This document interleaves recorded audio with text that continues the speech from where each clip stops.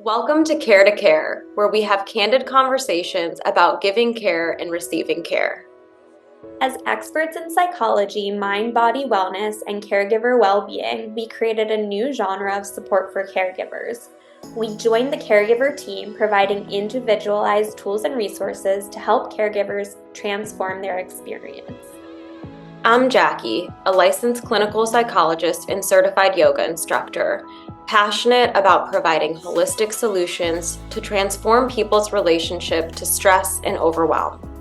I love supporting caregivers in navigating the complexities of their roles and returning to their priorities, especially returning to themselves.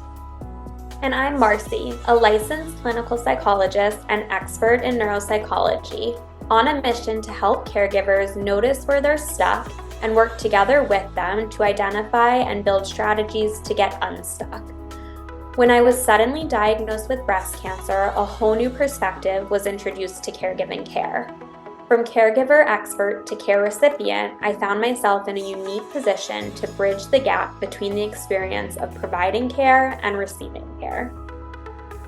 Join us on a journey examining different caregiving topics and experiences in which we draw from both our professional expertise and now very personal experience. Full disclosure, caregiving struggles just got a lot more personal. Okay, so we are back with Care episode 6, which I just had to double check myself on. And today we're going to be talking about what's called the writing reflex and essentially coming down to problem solving and talk a little bit about how this comes up in caregiving and how this has come up in your experience so far as someone on the receiving end of care, and also like what you've observed with those who are caregiving for you too. Yeah, where do we want to start? I mean, let's maybe start by talking about this like word or phrase, the writing reflex, and like what that means, or even like how you were thinking about it in terms of this topic. Yeah, so I think for me, what has been really interesting, and this is in communication in general. I don't think it's necessarily like unique to being a care recipient or being a caregiver, but I think that one of the most important things in communication is sort of being on the same page, having both of the communicators, both of the people who are in the communication, being on the same page in terms of like what is needed in the situation. So, what do I mean by that? Because that was a roundabout roundabout entry. So, sometimes when we talk to people, we just want them to listen and to be supportive. Other times when we talk to them, we want to problem solve and we want them to, help us troubleshoot or brainstorm ideas. Sometimes, we just want them to validate whatever it is that's going on for us. So it's important that people are sort of aligned in those needs, both the receiver and the giver in communication. Um, it comes up a lot of times, I think, in the caregiver care recipient relationship because there are a lot of problems that can come up that feel like they need to be solved, or hard news that you get that as a care recipient, you know, you might just want somebody to listen to you and validate you, but as a caregiver, you might feel an urge to jump into problem solving mode. Yeah. So I think that was kind of the motivation to talk about this. Um, the writing reflex, you know, is an idea that comes from motivational interviewing. Um, and it's exactly that. It's this urge or reflex to correct or problem solve. And it comes from a good intentioned place. And it's often, people who are strong leaders might have a tendency to do writing reflex and things like that. But sometimes that's not helpful, depending on like what the care recipient is needing. Yeah.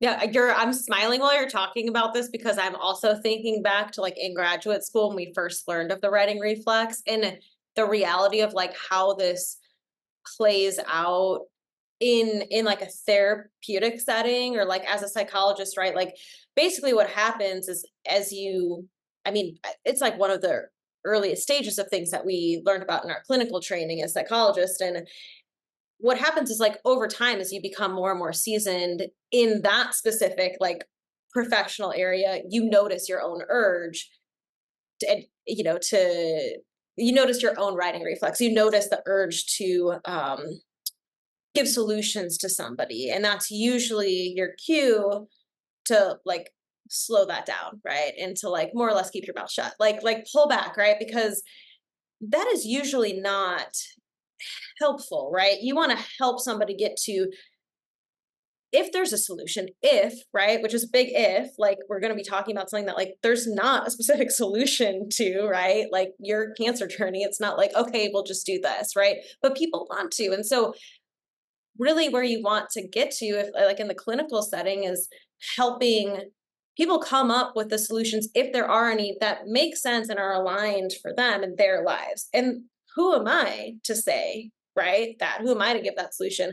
And that doesn't mean you can't like do some structured problem solving and offer coping tools, right, and solution focused therapy, even like all of that stuff is still relevant, but the writing reflex is a little different. And when you had mentioned this topic, I was thinking back to when you shared with me that you had cancer. And maybe we could talk about that for a moment because I remember saying to you, like, I mean, I certainly didn't know how to respond to that, but I think it's in our nature, like in our friendship, that we kind of have this understanding that like we're not trying to fix something for the other. You'd have to specifically say to me like, hey, like I could really use your advice, or like what do you think this, and that's honestly that's how we talk to each other, right? Like if we want that, that's what we'll say directly, right? Or we'll say Totally. like Do I you did this have thing. 5 minutes for a call? I need to consult. Right, exactly. And so like when you told me that you have cancer, I remember my response was just like, I don't accept that diagnosis at this time. And you were like, me neither. And you were like, also, my husband's on the line right now. Yeah, no, and it was honestly so refreshing because it there was no attempt to be like to jump into problem solving mode. Like, okay, you have cancer, so like what are the next steps? What's the future going to look like? Like how are we going to resolve this? You're strong, you're going to make it, which like there's a time and a place for those things. I'm not saying that like that response is never correct. Um but to have you just be like, "Nah, I don't accept that." Like, Rejected. I forget exactly what you said, but it was hilarious, and it made me laugh, which was needed, and it wasn't trying to, like, solve anything. It was just, validating exactly how I felt, which was like, "I agree." Like, "I reject this diagnosis too." Like, this is not okay. Even though, of course, we both logically knew and know that, I have cancer, like, that's not something you can unfortunately just be like, Nah, Not choose doing someone else. it.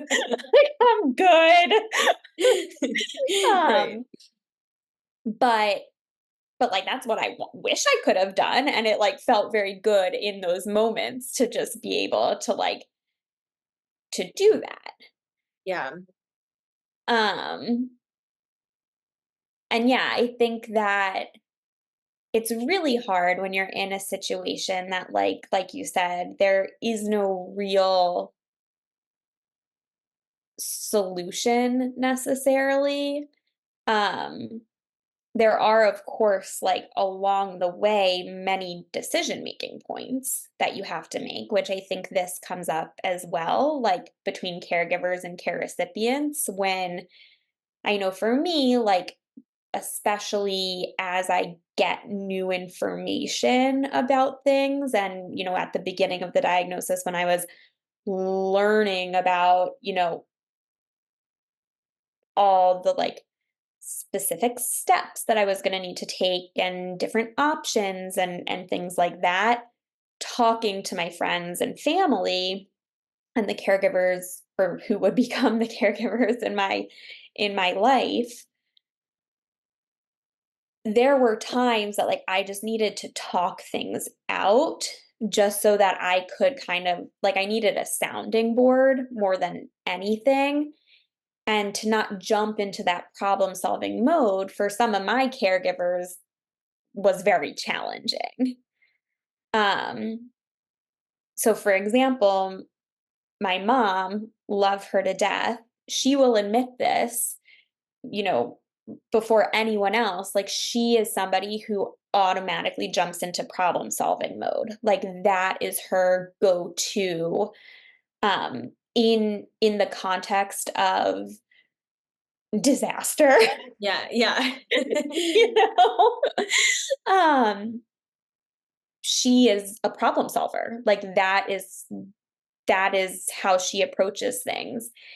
And sometimes that's really helpful, right? Like sometimes in crisis situations, and honestly at the beginning of my diagnosis, when like I was getting everything, I wasn't quite sure where I was going to do my treatment, and like I had a limited time to like get on another insurance potentially, and it was like super chaotic. And for her to be a problem solver was so helpful. Like she figured out exactly who to call. She called those people so that like I didn't have to do any of that. Her and my sister both. And like that was extremely helpful. But then there are other times where like I've just wanted to like run a thought process by her that, she'd start problem solving. And so we've actually had conversations about this, and I'll now preface things like if I don't want to problem solve, I'll preface what I'm going to say with like this is just a like listen and validate conversation, not a problem solving conversation that we're Yeah. about to embark on, Yeah, I so love that that. she Yeah. knows. Yeah. Yeah. I mean, that's like a skill to develop, like even like just, thinking about it like from like your end, right? To be like, I'm just gonna ask for what I need here, slash say like this is what I need. How does that go? Like do you find that like people who maybe are natural problem solvers like struggle with that, or was that like really helpful? Did it make it easier, I guess? No, it totally made it easier, and, like, interestingly enough, there like, over time, she almost, like, learned when I was wanting problem solving and when I wasn't. Because like, there was a time, I forget exactly what we were talking about, but, like, I was saying something and she was trying to problem solve it, and I was, like, disagreeing with everything she said, um, or saying, "Oh, but this and but that." And she was like, "Oh, wait, do you not wanna problem solve right Mm. now?" And I was like, "Correct, I just want you to listen to me." Yeah, that's awesome though. Like, because you had put it out there at a point, like she realized and then asked, and then you could switch gears basically. Yeah, and I think it can be, you know, helpful on both ends, right? Like, I think for a caregiver, it can be having an upfront conversation to say, like, okay, we're going to have all different types of conversations in our relationship. And like, it's important that like we both know what page we're on in in a given Mhm. conversation. And so, like, I appreciate you so much in your ability to come up with solutions and brainstorm and problem solve. And sometimes that's not exactly what I need. Sometimes I just need you to listen. So I think it could be useful for both of us if, ahead of our conversations, we just sort of like do a brief check in where it's like, hey, are we problem solving? Or like, are we, are we just validating? Are we emotional support? Like what are we in this conversation? Does that make sense? Yeah, definitely. And because I also think that like sometimes, and again, like completely unintentional because it is from a well-intentioned place that the writing reflex or problem solving comes up, right? But sometimes it has really the opposite effect on us. Like, when you're in the position of like, I'm sharing all this stuff and someone's jumping into like solution, solution, solution, sometimes that can feel really invalidating, especially if you have already been engaging in problem solving or maybe come across like all those solutions in your overthinking head, right, about this situation. Like it's almost like, yeah, do you not trust that I already thought about that, right? Which again, like it totally changes the dynamic of the conversation and the relationship, at least for that time period. And it's like not what either party is like looking for, but I feel like that is what happens a lot Mhm. of the time. I mean, just like that can happen in the relationship between like a therapist and a client, right? Like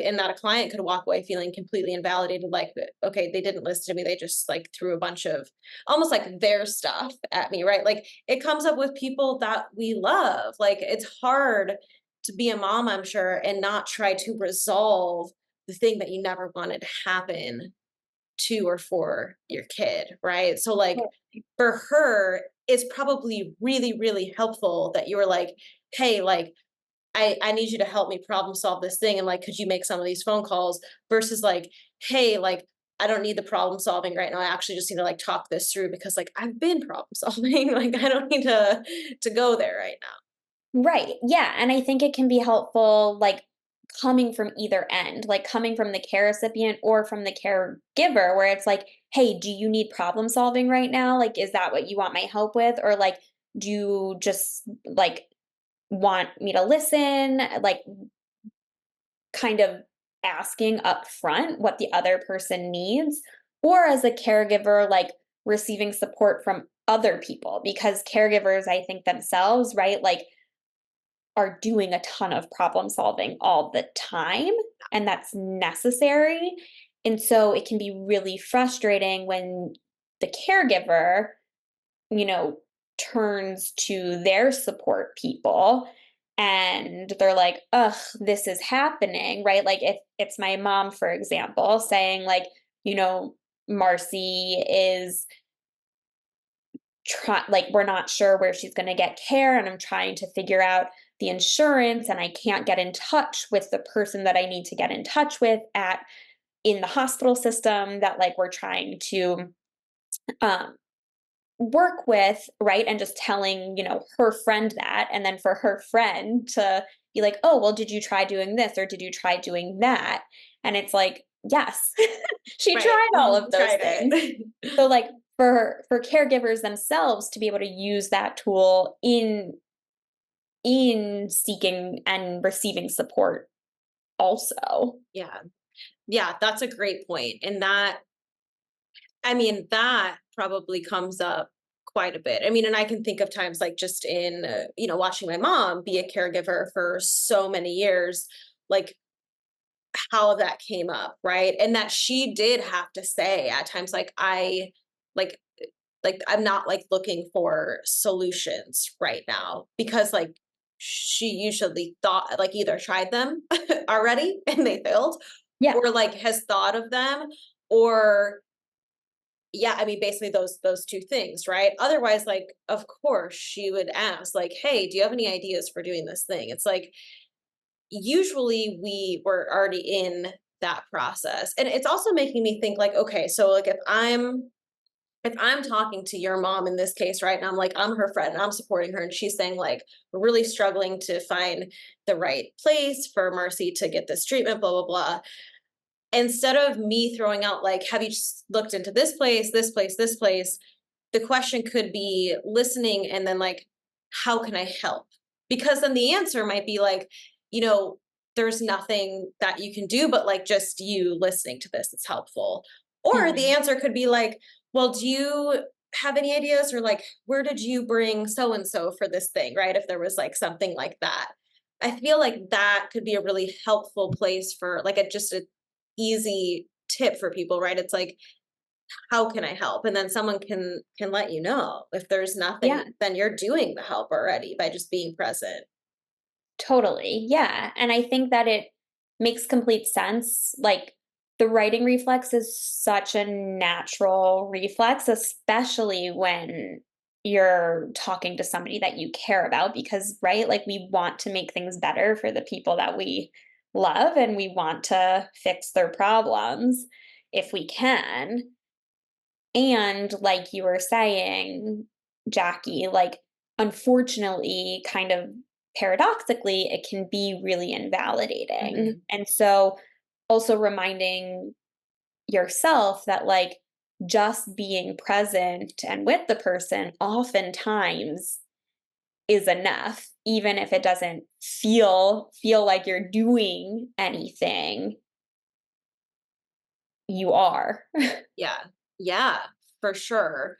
Yeah, that makes sense. Like in that it can have that trickle down effect of like, okay, so I'm problem solving and then that person's problem solving, right? It's like we're all getting the thing that we don't need in that case, basically. And I mean, in your example, right, and like your personal experience, it's a little different, obviously, than like a care recipient who's somebody with dementia, right? Like that dynamic might look very different. You might very well be making a lot of decisions for that person. There's not that back and forth. But it also makes me think of like, because we've had these conversations with our own clients and probably just observations of our parents' experiences being caregivers, where like when my grandma was really struggling with starting to get like paranoid about things, right? Or like bringing up things that it was like, okay, we know like obviously this isn't true. There's a couple paths that you can take, right, as the caregiver. And one of those paths is kind of contradicting that, right? But really like the advice that's out there, and maybe you could tell me if this is in the scientific literature, if this is more of like anecdotal, but my understanding of really like the expert advice that's out there is to not do that and to Mhm. basically support them in the process gently. You're not going to like egg them on and be like, yeah, like the person who's caring for you stealing your pants. That's a real example that came up with my grandma. Like she was convinced this person was stealing her pants. We were like, like obviously she's not stealing your pants, but you know, what's the option? Like, and like the writing reflex, right, would have you being like, no, like I'm going to correct you. And Mhm. so it takes something to be like, oh, like it must be really scary to think like that. Like, Mhm. and then like insert a variety of ways that you could handle it from there. That's not just, I'm going to immediately correct you, which creates conflict. And then, often sadness, like it would result in her putting her head in her hands, feeling like no one believes me. Right. And it's like this, Mhm. now we're going down a different path. Like it took a little trial and error, right, to get there. But Yeah. No, and that's totally true, and, like, I think what is recommended, and I know in with my dad and his sister, like, one thing that's been coming up for years now is that, like, her room is shrinking. They're shrinking her room in the, facility that she lives in,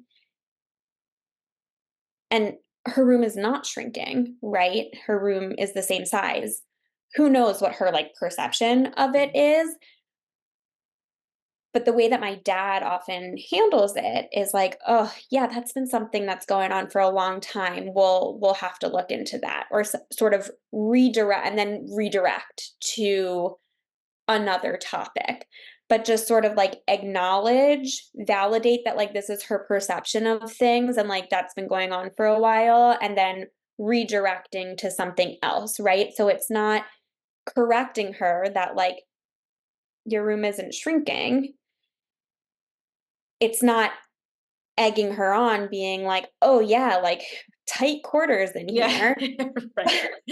But it's validating that, like, this is an experience that she's having. It's obviously distressing to her and bothersome, so, like, he can support her in those feelings of it being distressing and bothersome, and then help her move to something that is less distressing or less bothersome. Yeah. Yeah. Um, yeah.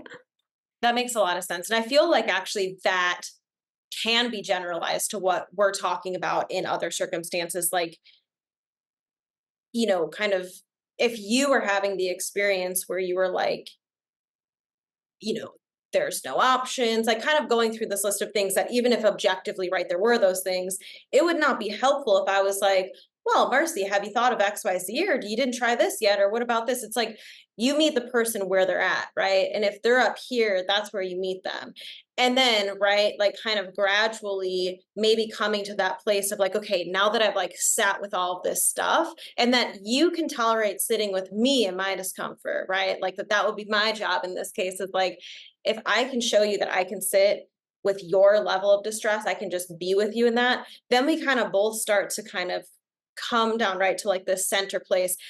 And that's where you get more insight and awareness, right? Maybe that's where you're like, okay, like you can move from that, or maybe redirect, right, in that conversation, like, here's this option that maybe you've tried, and then it's like, okay, we're opening the door. But that immediate like correction or problem solving usually is missing the person of like where they're at. Yeah, no, and that just made me remember, an example, like, with my mom again, that, like, after my mastectomy, my oncologist was still worried about a lymph node, um, that, like, the surgeon was pretty sure that they got out. It had showed up on the PET scan before the mastectomy, pretty sure they got it out, but none of the lymph nodes were positive on pathology, so the oncologist was like, "That seems weird, like, let's do another PET scan." So did another PET scan, came it was the lymph node was showing up, and it was, like, really, really upsetting news.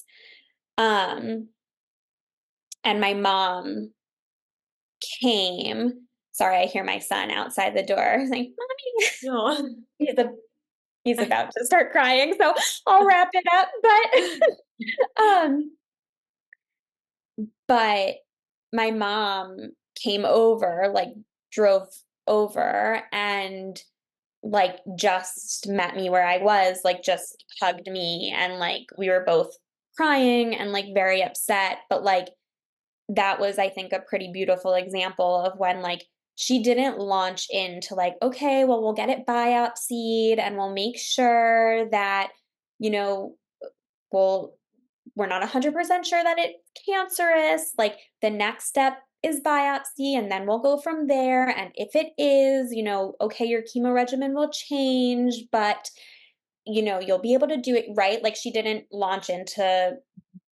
the solution to this bad news. She just was like, yeah, this totally sucks. You can't catch a break. Like, we can't catch a break. And, like, that's what I needed. And so, Yeah. and not that, the solution she would have come up with wouldn't have been valid, like, because they were helpful in some way down the line, because, you know, they that's what we did ultimately. But, like, I think exactly what you're saying and sort of what I was trying to say in the beginning about, like, meeting the person where they are, making sure the communication between people is aligned. Yeah. Yeah. Yeah. Well, and I think like, I know sometimes we like summarize tips at the end of our conversation. I feel like we did that throughout, and like just our conversation was kind of spontaneously bringing up some things for me, like examples, right, in other ways. So I really feel like, yeah, like you said, being aligned in the conversation, which you're not always going to start out like that. You're going to realize somewhere in between the mismatch of where people are at, right? And it's okay. Like you can redirect, or you can kind of start. It's never too late to start over, I think, in a Mhm. conversation, and press that reset button. Um, and I feel like that's important. And just being aware of your own writing reflex, right? Like the more you're conscious of it, the more you'll have some choices around how to handle that within yourself. And you can kind of just be like in a, I think whenever there's doubt, just slow down, right? Do less in the Totally. interaction. Yeah, and get, like, really concrete about it if it feels appropriate and comfortable, meaning, right? Like, it's okay to ask, like, how can I support you? Do you want problem solving? Do you want emotional support? Like, it's okay to get really concrete about these things Yeah. as a Yeah, starting point. definitely.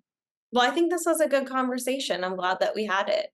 Me too. And I hope that people like and subscribe and do all the things that people do, that the youth do on the YouTube. That the youth do. Yes.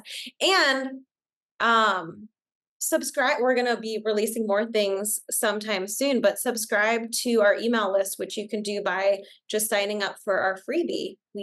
I kind of always forget to mention that part, but we could link to it actually in the description of this so that people can click on the caregiver log, which is also something that pops up on our website.